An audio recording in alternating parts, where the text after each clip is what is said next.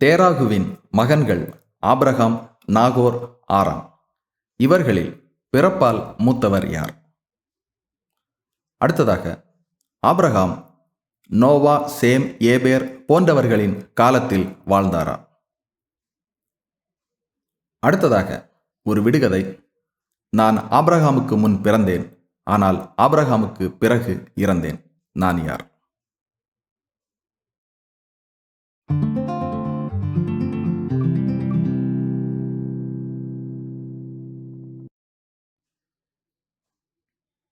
இந்த காணொளி கேள்வி பதில் தொடர் பட்டியலில் 16வது காணொளியாக சேர்க்கப்பட்டுள்ளது.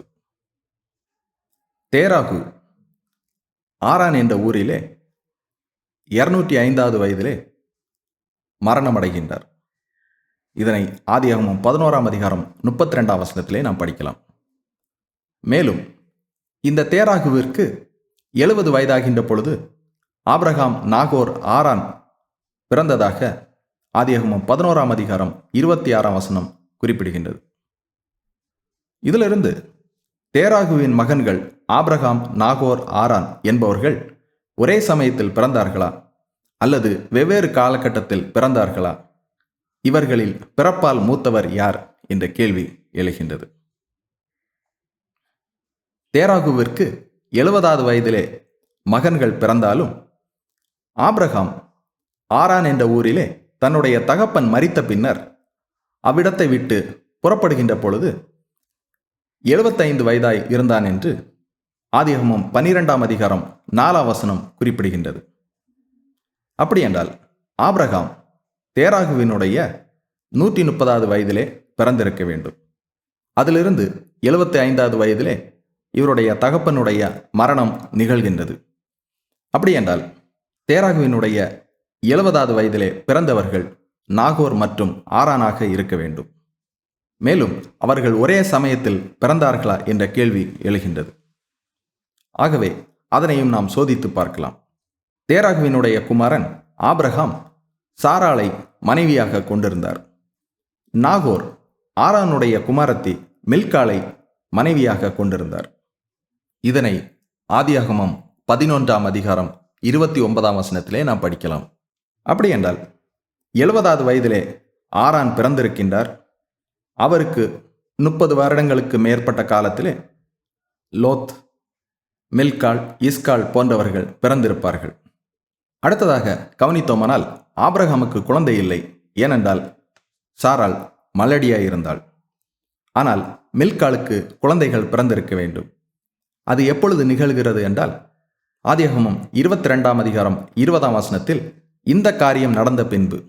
எந்த காரியம்? அதாவது கடவுள் ஆபிரகாமிடம் உன் மகனை எனக்கு பலியாக கொடு என்று சோதித்த நிகழ்விற்கு பின்பு ஆபிரகாமிற்கு ஒரு செய்தி கிடைக்கப்பெறுகின்றது. அதாவது மில்காளுக்கும் ஆபிரகாமினுடைய சகோதரன் நாகோருக்கும் பிள்ளைகள் பிறந்திருக்கின்றார்கள் என்று.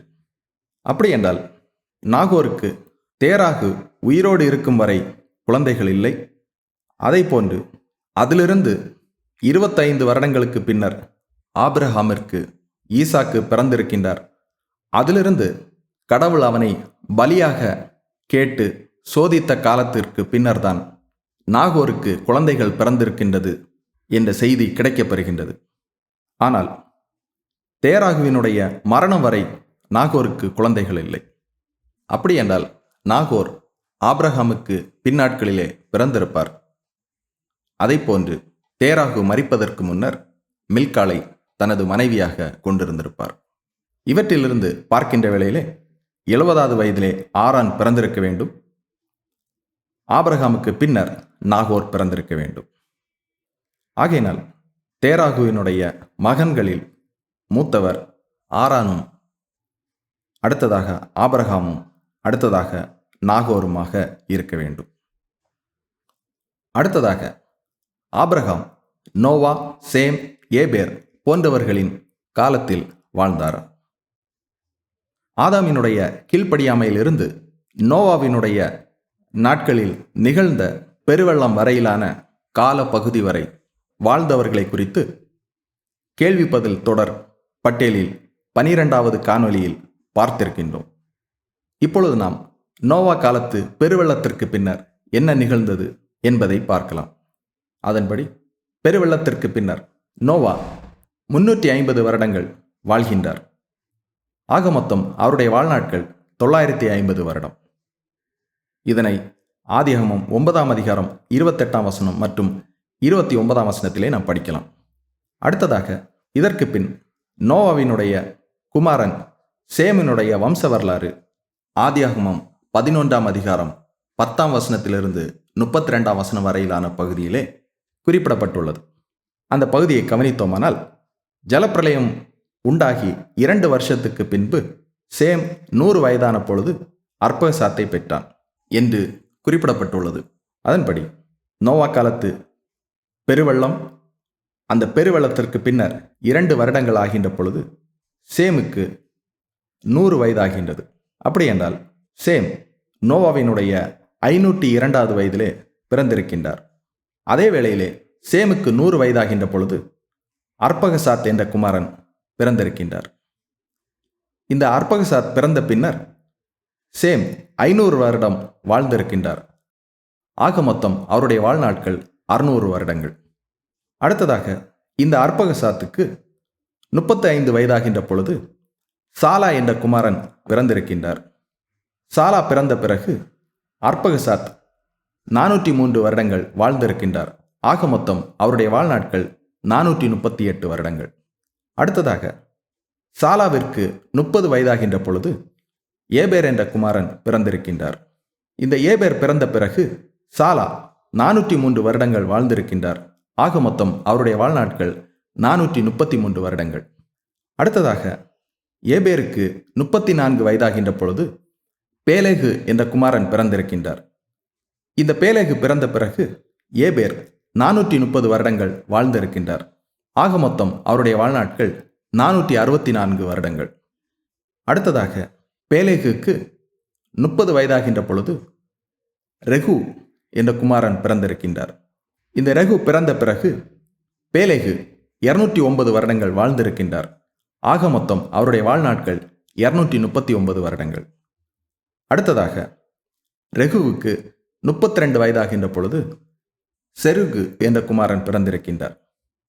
செருகு பிறந்த பிறகு ரெகு 207 வருடங்கள் வாழ்ந்திருக்கின்றார். ஆக மொத்தம் அவருடைய வாழ்நாட்கள் 239 வருடங்கள். அடுத்ததாக இந்த செருகுக்கு 30 வயதாகின்ற பொழுது நாகோர் என்ற குமாரன் பிறந்திருக்கின்றார். இந்த நாகோர் பிறந்த பிறகு செருக் 200 வருடங்கள் வாழ்ந்திருக்கின்றார்.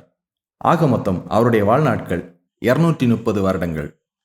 அடுத்ததாக நாகோருக்கு 29 வயதாகின்ற பொழுது தேராகு என்ற குமாரன் பிறந்திருக்கின்றார். இந்த தேராகு பிறந்த பிறகு நாகோர் 119 வருடங்கள் வாழ்ந்திருக்கின்றார். ஆக மொத்தம் அவருடைய வாழ்நாட்கள் 148 வருடங்கள். அடுத்ததாக தேராகுக்கு நாம் சற்று முன்னர் பார்த்தபடி 70வது வயதிலே ஆரானும் 130வது வயதிலே ஆபிரகாமும் பிறந்திருக்கின்றார்கள். ஆபிரகாம் பிறந்த பிறகு தேராகு 75 வருடங்கள் வாழ்ந்திருக்கின்றார். ஆக மொத்தம் அவருடைய வாழ்நாட்கள் 205 வருடங்கள்.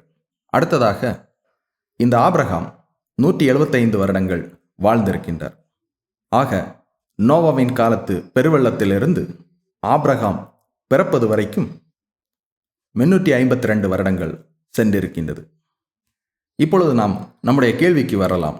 ஆபிரகாம் நோவா, சேம், ஏபேர் போன்றவர்களின் காலத்தில் வாழ்ந்தாரா என்கிற பொழுது நோவா, பேலேகு, நாகோர் என்பவர்கள் ஆபிரகாமுக்கு முன்னர் மரித்துவிட்டார்கள். மீதமுள்ள அனைவருமாகிய சேம், அர்பகசாத், சாலா, ஏபேர், ரெகு, செருகு, தேராகு ஆகியோருடைய சமகாலத்திலே ஆபிரகாம் வாழ்ந்திருக்கின்றார். இதன்படி ஆபிரகாம் நாகோர், சேம், ஏபேர் போன்றவர்களின் காலத்தில் வாழ்ந்தாரா என்றால் நோவா, பேலேகு, நாகோர் என்பவர்களின் காலத்தில் வாழவில்லை. ஆனால் சேம், ஏபேர் போன்றவர்களின் காலகட்டத்தில் வாழ்ந்திருக்கின்றார். அடுத்ததாக ஒரு விடுகதை. நான் ஆபிரகாமுக்கு முன் பிறந்தேன் ஆனால் ஆபிரகாமுக்கு பிறகு இறந்தேன். நான் யார்? நாம் சேமினுடைய வம்ச வரலாறை கவனிக்கின்ற வேளையிலே ஆபிரகாமை தவிர்த்து மீதமுள்ள அனைவருமே ஆபிரகாமுக்கு முன்னர் பிறந்திருக்கின்றார்கள். ஆனால் ஏபேர் ஆபிரகாமுக்கு முன்னர் 285 வருடங்களுக்கு முன்னர் பிறந்திருக்கின்றார். ஆபிரகாமினுடைய சமகாலத்திலே வாழ்ந்திருக்கின்றார். ஆனால் ஆபிரகாம் மரித்த பின்னர் 4 வருடங்களுக்கு பின்னர் தான் மரித்திருக்கின்றார். இதிலிருந்து ஆபிரகாமுக்கு முன்னரும் பின்னரும் வாழ்ந்த மனிதர் ஏபேர் என்பவராகும். இவைகளை பார்ப்பதினால் நமக்கு என்ன பயன்? நோவாவிற்கும் ஆபிரகாமிற்கும் இடைப்பட்ட காலம் எவ்வாறு அமைந்திருந்தது என்பதை நாம் புரிந்து கொள்வதற்கு இது உதவியாக இருக்கும்.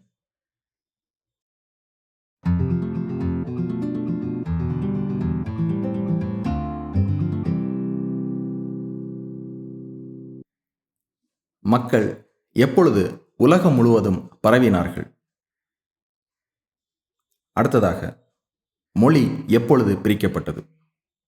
இவைகளுக்கான பதிலை அடுத்த காணொளியிலே நாம் பார்க்கலாம்.